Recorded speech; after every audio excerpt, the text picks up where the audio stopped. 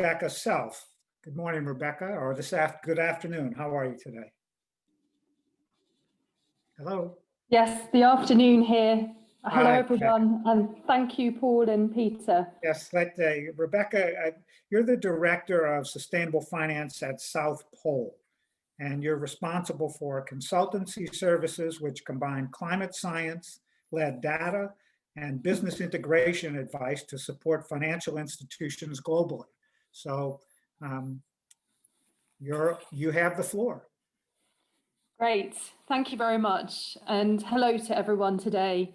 And first I'll start with a very short introduction to myself and South Pole, talk a bit about the context, draw on some of the other speakers today, a bit about why this is important to the financial markets, and then finally some real practical examples of climate finance. So starting with an introduction to me, I'm originally from the UK, but right now sitting in the Netherlands, and I live and work here. And prior to starting work at South Pole, I was in the banking industry for 20 years. And that was primarily in London and in Zurich in large financial institutions. I was at HSBC latterly, and my final role there was CFO of Sustainable Finance. And by background, I'm a chartered accountant, and I also studied for a master's at the University of Cambridge in sustainability leadership, focusing on climate change. Now to talk a bit about South Pole. Well, I joined the organisation in April. It's around 350 employees, including offices in the US. And the primary business of South Pole is the world of carbon offsets. So that means sourcing projects on the ground, which either remove or absorb carbon. It could be trees, planting trees. It could be turning cook stoves into a more economic and more efficient fuel.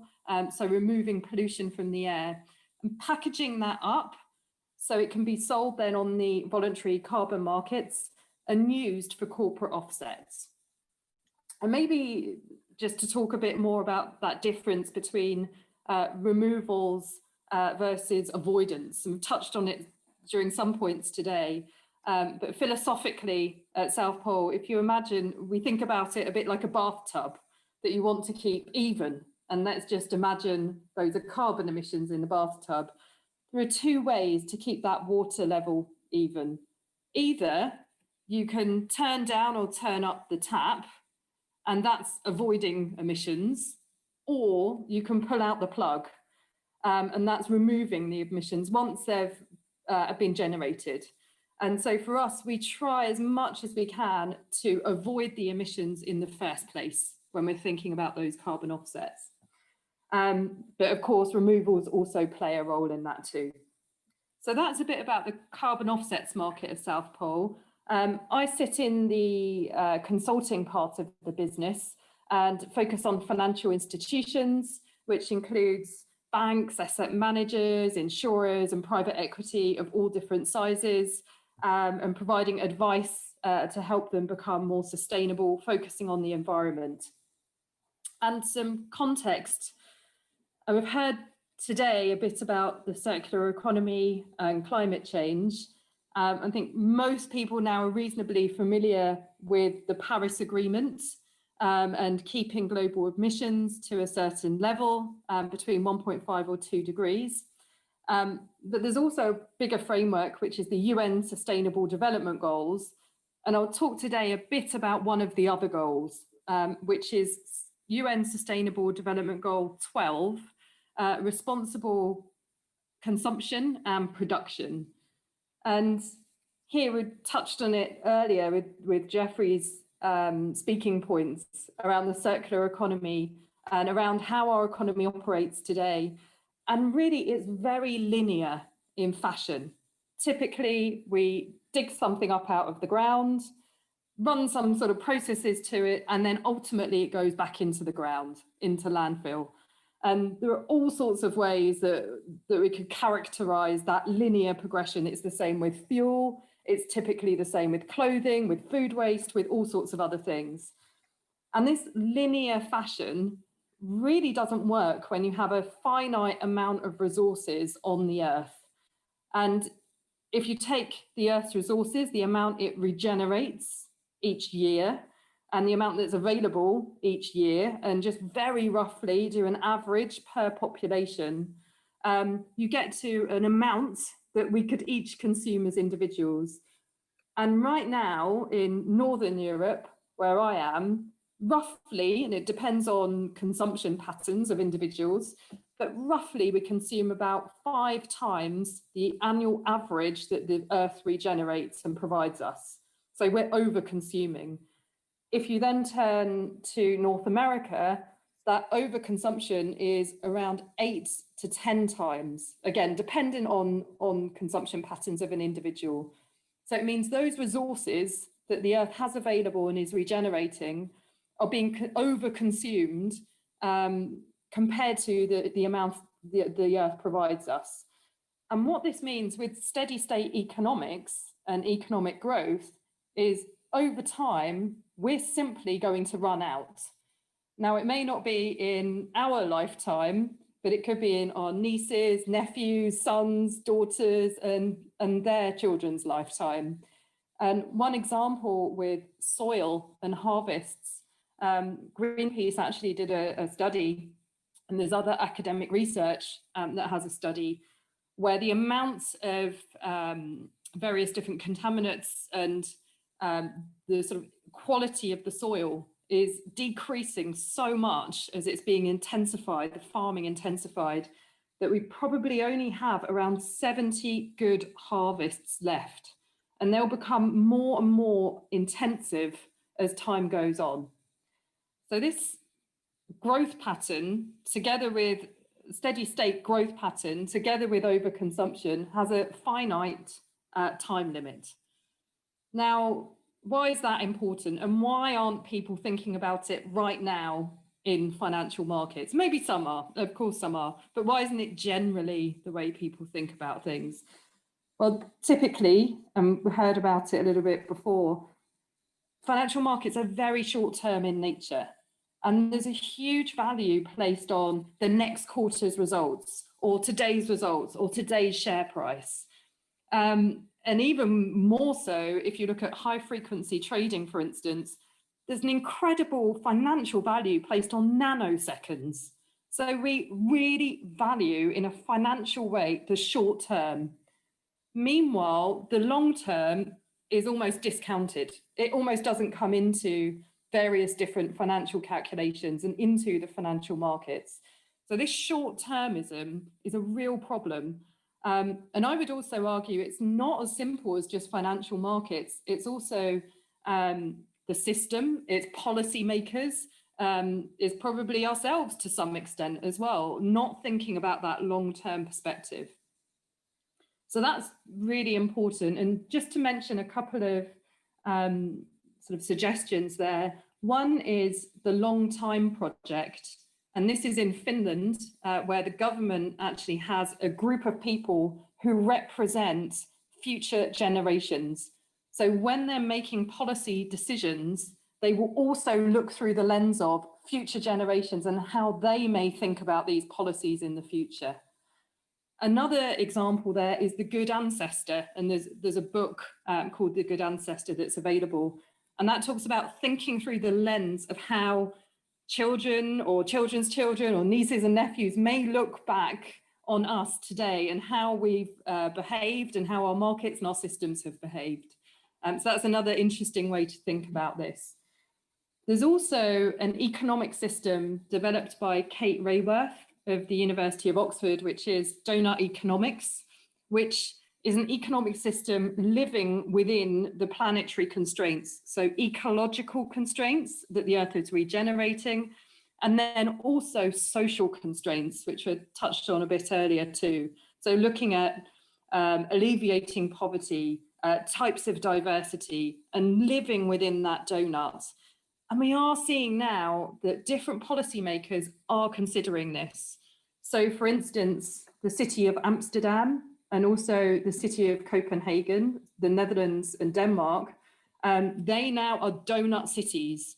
So when they build back post-COVID, They want to build back within that donut, within those constraints. Just to mention one final thing there, over the weekend on Sunday, I had the pleasure of watching the new Netflix documentary by David Attenborough, and I would recommend it to everyone. It's really incredible and talks about some of these constraints that we face, and also his witness statements during his lifetime since the 30s of the destruction that he's seen, but then how we can start thinking about this regeneration and some of these systems for the future. So I'll leave that piece there. So a bit on the context, and then perhaps why it isn't happening now, and some of the things we can do and think about. Then to drill more into the financial markets and the role they play. Well, lots and lots of talk about ESG at the moment. One of the reasons for that is during the COVID-19 pandemic back in March, typically the indexes and the companies that made up those indexes, which were ESG compliant, outperformed the rest of the market. And ESG compliant generally means do no harm. So it doesn't necessarily mean positive impact, but it does mean the organization has attempted to do no harm to the environment, to society, and it's applied some criteria in that way. So it's not necessarily positive impact, but there's some screening there. And looking at, I believe it was March through to May, the ESG index, MSCI, compared to the S&P 500, the S&P was down around 24%. Meanwhile, the ESG index was down 12%. So both still down, but there was an outperformance there. And I think some of what we're seeing with this talk about ESG in the financial markets now is a response to that outperformance. And there has really been a pickup since the situation this year, as the financial markets have picked up that information and looked at that outperformance. But one of the questions I have is really, how real is that? And if I look at the fixed income market, so companies issuing debt, globally, the amount of debt that's issued by companies each year is around 100 trillion US dollars. It's enormous. But right now, 2% of that is green bonds and certified as green, and the use of proceeds are dedicated to green projects. So although there's lots of talk, when you really look at that impact, 2% is pretty small in the scheme of things. And if you look at the loan market and financing market, that number can be even smaller. So still progress, but still a lot more work to do. And then just to mention, so three main examples there that I've seen in the financial market. So one I've mentioned already, green loans and green bonds. And there are sets of criteria there for issuers, for banks, for asset managers to use, that they can dedicate the use of proceeds of a fixed income security along these different criteria, and that's publicly available. That can also be certified as well, and publicly available. So that's one example. Also in my prior role at a bank, I had an example working with Walmart, where we had a supply chain transaction where we worked with Walmart suppliers to help them achieve certain sustainability credentials, and they would have a shorter working capital cycle. And also there was various other conditions in there, but if they met these various different environmental and social criteria. So there are some of these innovative financial products that we see in the lending and also in the debt markets. Another example to mention is the power of disclosure. And here, lots of talk around TCFD, the climate-related financial disclosures, which was organised under the Financial Stability Board with the backing of the G20 and Michael Bloomberg. And now hundreds, thousands of multinationals have signed up to do that. So this means disclosing their climate-related risks and opportunities. And it's really important that continues. And also it's provided and disclosed in line with scientific evidence. One of the things I look at there when I look at these disclosures is really the so what question, because you can have lovely, beautiful disclosures, but so what? What have you done? What have you changed? I just wanted you to finish your remarks in the next 30 seconds or so. We have some questions that have come in. Sure. And there on that so what question is looking at what have you stopped doing? What has the company started doing? And what changes are they making as a result of these new disclosures and new initiatives that they have inside their organizations? And I'll pause there. Thank you. Okay. So Rebecca, the first question that came in, pardon me, is related to the Paris Agreement. Can you repeat the broader commitment that was made that you mentioned during the Paris Agreement related to the UN SDGs and how that is going to be accomplished? Of course. So the Paris Agreement was signed in 2015. Huge number of governments all around the world that signed that. And the ambition is to keep global carbon emissions within a level that, as a result, the Earth's warming will be capped to between an additional 1.5 or 2 degrees by 2100 compared to where we are today.